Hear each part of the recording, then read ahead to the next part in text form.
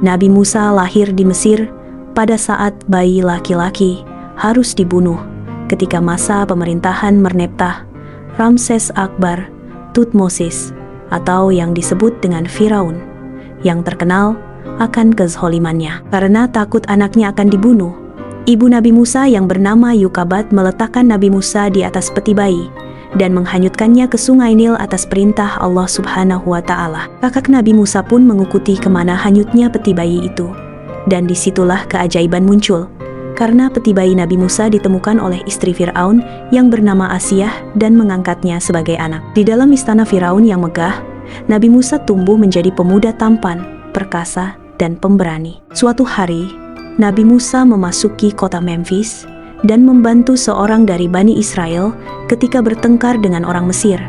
Nabi Musa secara tidak sengaja membunuh orang Mesir tersebut. Setelah itu Nabi Musa memutuskan untuk meninggalkan istana Firaun dan pergi untuk berkelana karena keselamatannya sedang terancam. Di puncak Gunung Tursina yang sunyi, Nabi Musa berdiri seorang diri, diterangi hanya oleh cahaya bintang yang jauh saat alam semesta menahan nafasnya. Langit malam yang tenang tiba-tiba terbelah oleh kilatan petir yang menyilaukan, diikuti oleh gema guntur yang mengguncang bumi, menandakan kehadiran kekuatan yang tak terlukiskan. Di tengah amukan badai yang dahsyat, suara yang menggema memenuhi angkasa, memaksa Nabi Musa untuk berlutut. Tubuhnya gemetar ketakutan dan kekaguman. Di tengah keagungan alam yang dahsyat, Nabi Musa menerima wahyu dari Allah Subhanahu wa Ta'ala, sebuah tugas berat untuk mengubah takdir kaum Bani Israel selamanya.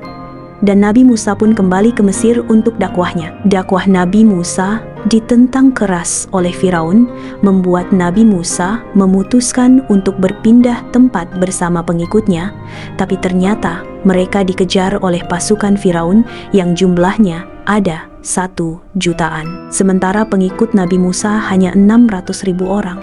Sesampainya rombongan Nabi Musa di hadapan Laut Merah, Allah Subhanahu wa Ta'ala memerintahkan Nabi Musa untuk memukulkan tongkatnya ke permukaan laut. Atas kuasa Allah Subhanahu wa Ta'ala, udara laut dengan ombak tergulung berubah menjadi laut terbelah yang mencengangkan mata.